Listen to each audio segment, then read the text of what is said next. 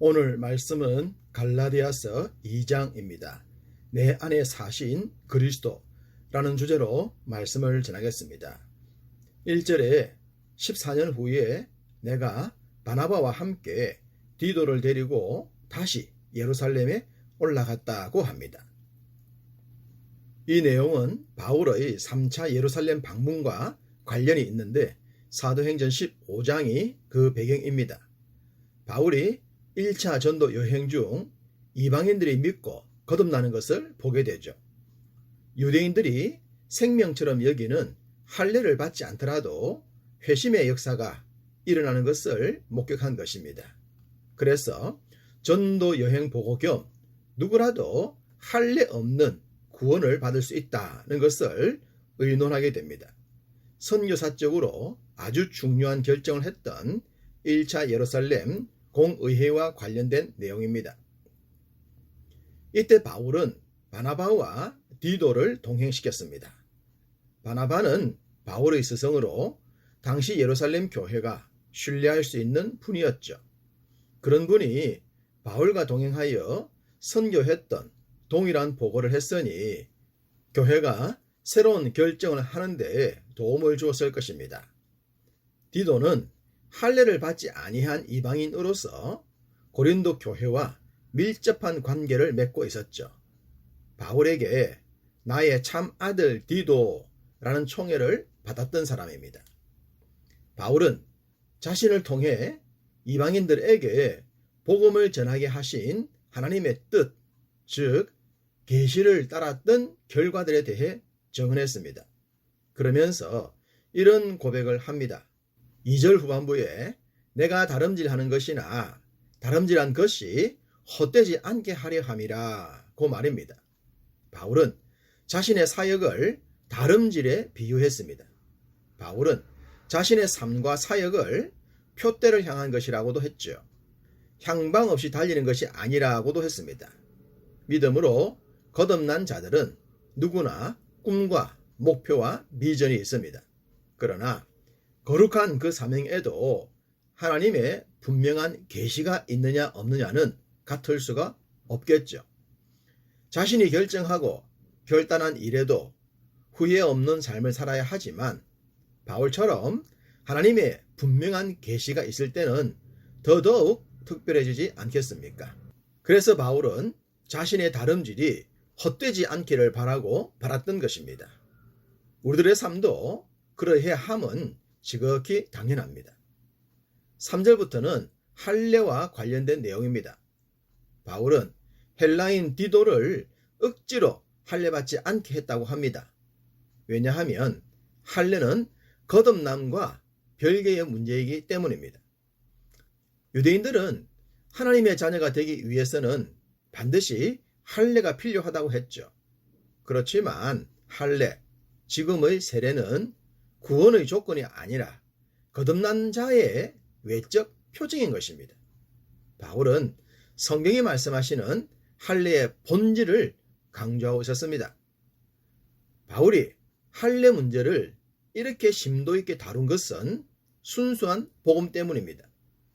복음이 말씀하시는 본질을 벗어나지 않도록 그는 힘써 노력했습니다. 왜냐하면 할례뿐 아니라 선한 의도라고 하는 것들도 순수한 복음에 어긋날 수 있기 때문입니다.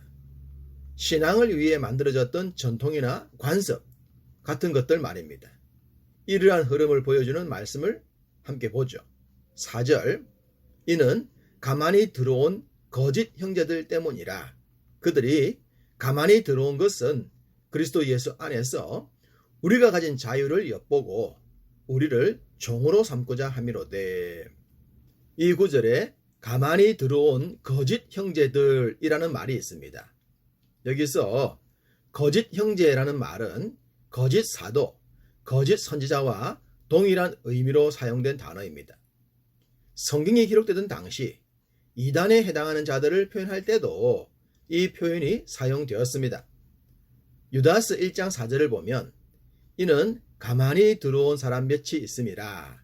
그들은 옛적부터 이 판결을 받기로 미리 기록된 자니 라고 했습니다. 대표적인 이단과 관련된 말씀이죠. 가만히 들어왔다는 것은 눈에 확 띄지 않는다는 것입니다. 뭐든지 시끌벅적하게 표시가 나면 주목하기 쉽죠. 그러나 조용히 들어오면 언제 왔지? 본래부터 있었던가? 합니다.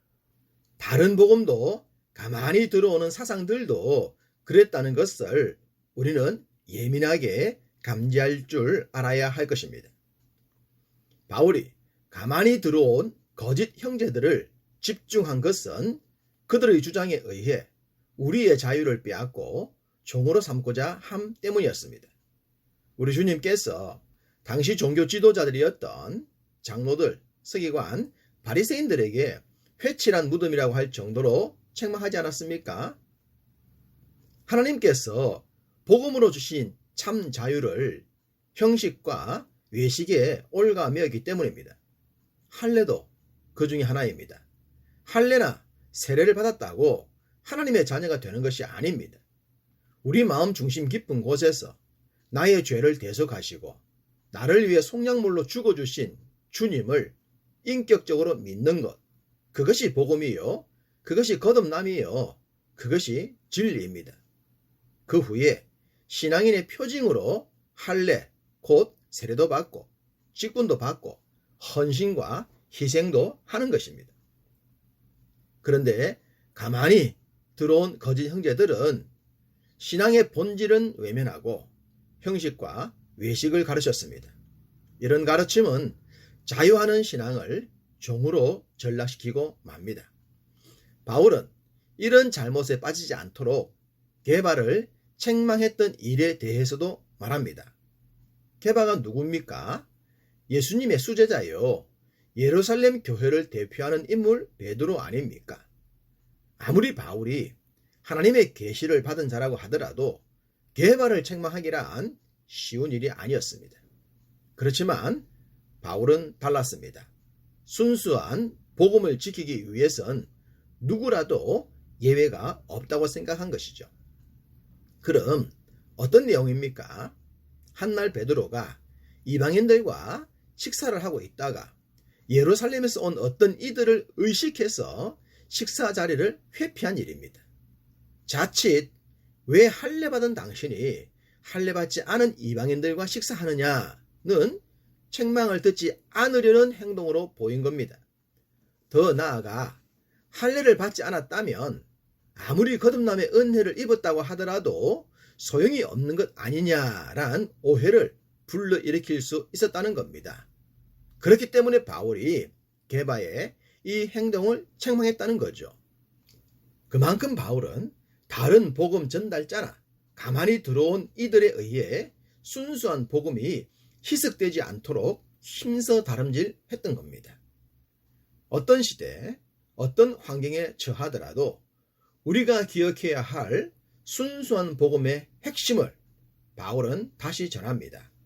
16절, 사람이 의롭게 되는 것은 율법의 행위로 말미암음이 아니요 오직 예수 그리스도를 믿음으로 말미암는 줄 알므로 우리도 그리스도 예수를 믿나니 이는 우리가 율법의 행위로서가 아니고 그리스도를 믿음으로써 의롭다 함을 얻으려 함이라. 율법의 행위로서는 의롭다 함을 얻을 육체가 없으니 우리의 거듭남은 0.0001%의 행위도 더해질 수 없습니다. 완벽한 100%의 믿음의 선물입니다. 만약 인간의 노력이나 공로가 0.00001%라도 들어가는 순간 그 복음은 다른 복음이 되고 맙니다. 왜냐하면 육체를 지닌 인생은 율법의 모든 요구사항을 절대로 다 이룰 수 없기 때문입니다. 그러므로 전적인 은혜요 선물인 믿음으로만 가능한 것입니다. 그렇기에 예수 그리스도를 인격적으로 영접하게 되면 우리의 삶은 나 중심에서 주님 중심으로 바뀌게 되는 것입니다. 20절, 내가 그리스도와 함께 십자가에 못 박혔나니 그런즉 이제는 내가 사는 것이 아니요 오직 내 안에 그리스도께서 사시는 것이라. 이제 내가 육체 가운데 사는 것은 나를 사랑하사 나를 위하여 자기 자신을 버리신 하나님의 아들을 믿는 믿음 안에서 사는 것이라. 이 말씀이 여러분의 고백이 될 줄로 믿습니다. 이 말씀이 여러분의 믿음이 될 줄 믿습니다. 그러므로 오늘도 여러분을 사랑하셔서 여러분과 함께 하시는 주님과 동행하시고 성도가 누릴 수 있는 모든 영육간의 행복도 풍성히 누리시기를 주님의 이름으로 축복합니다.